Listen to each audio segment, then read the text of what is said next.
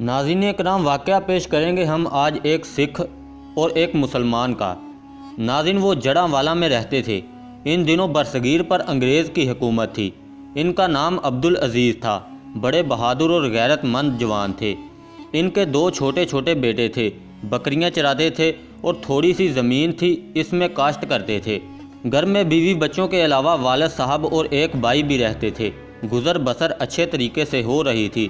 دن یوں ہی گزرتے رہے، جن میں حکم سنگھ بھی تھا، جو اپنی ماں اور بہنوں کے ساتھ رہتا تھا۔ بڑا بدمعاش آدمی تھا۔ اس کی گندی عادت کی وجہ سے پورے گاؤں والے اسے ناپسند کرتے تھے۔ ایک دفعہ گاؤں کی ایک لڑکی کو اس نے چھیڑا اور بدتمیزی کی۔ وہ لڑکی مسلمان تھی۔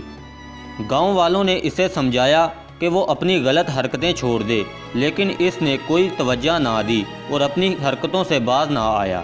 ناظرین، عبدالعزیز اسے راستے میں ملے اور انتہائی غصے سے کہا، تو اپنی حرکتوں سے باز آ جا، ورنہ انجام اچھا نہ ہوگا۔ اس نے بے پرواہی سے کہا، بہت دیکھے ہیں تیرے جیسے مسئلے، چل جا کر اپنا کام کر۔ ناظرین کرام، عبدالعزیز کے تن بدن میں آگ لگ گئی اور انہوں نے دل میں تہیہ کر لیا کہ اسے ضرور سبق سکھا کر دم لوں گا۔ رات کے وقت انہوں نے سارا منصوبہ بنا لیا اور اللہ سے دعا کی کہ یا اللہ میری مدد فرمانا۔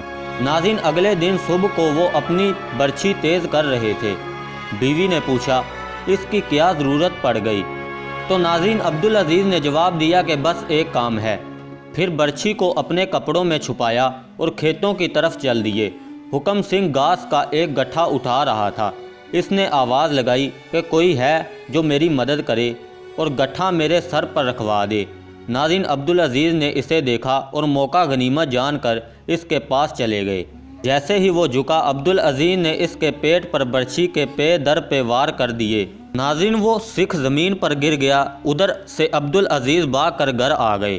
ادھر سکھ نے اپنے پیٹ پر پگڑی باندھی اور گھر پہنچ گیا اور پولیس کو بیان دے کر مرا کہ مجھے عبدالعزیز نے مارا ہے۔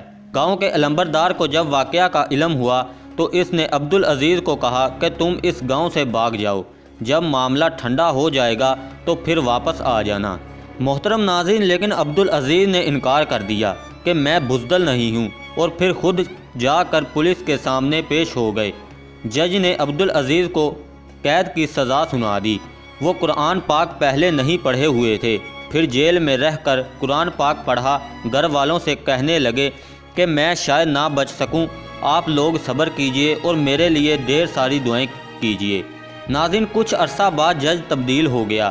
اس نے دوبارہ کیس کو اسٹڈی کیا۔ اس نے عبدالعزیز سے بیان لیا کہ تم نے اسے قتل کیوں کیا؟ تو انہوں نے جواب دیا کہ مسلمان کی غیرت اس بات کو گوارا نہیں کرتی کہ کوئی اس کی بہن بیٹی کو بے عزت کرے یا تنگ کرے اور وہ خاموش بیٹھا رہے۔ اگر میں اس کا کام تمام نہ کرتا تو کل کو وہ کوئی اور غلط حرکت کر بیٹھتا۔ پھر 1-2 پیشیوں کے بعد جج نے عبدالعزیز کو باعزت بری کر دیا۔ ناظرین کرام، آج دنیا کے کئی ملکوں میں مسلمان بہنوں بیٹیوں کو بے گھر اور بے عزت کیا جاتا ہے۔ ان کی عزتیں نیلام کی جاتی ہیں۔ وہ بہنیں اپنے بھائیوں کو بلاتے بلاتے تھک جاتی ہیں، لیکن کوئی ان کی مدد کو نہیں آتا۔ ناظرین کرام، ہمارے پیارے نبی صلی اللہ علیہ وآلہ وسلم ایک مسلمان بیٹی کے دوپٹے کی حفاظت کے لیے صحابہ کرام رضی اللہ تعالیٰ عنہ کی پوری فوج کو لے کر جنگ کے لیے نکلتے تھے۔ آج امت کی بیٹیوں کے دوپٹے اتار دیے گئے، ان کی حفاظت کے لیے کون کون جائے گا؟ بہنیں بلا رہی ہیں، بہنیں بلا رہی ہیں، بھائی جان کہاں ہیں؟ بہنیں بلا رہی ہیں، بھائی جان کہاں ہیں؟ اے مسلمان، تیرا جذبہ و ایمان کہاں ہے؟ ناظرین کرام، اسی کے ساتھ ہماری ویڈیو کا اختتام ہوتا ہے۔ ویڈیو پسند آئے تو اسے لائک اور شیئر ضرور کریں اور ہمارے چینل کو سبسکرائب کریں اور ساتھ میں موجود بیل آئیکن کو بھی لازمی پریس کر دیں تاکہ ہماری ویڈیو کی آنے والی ہر نوٹیفیکیشن آپ کو بر وقت اور آسانی سے پہنچ سکے۔ اللہ حافظ۔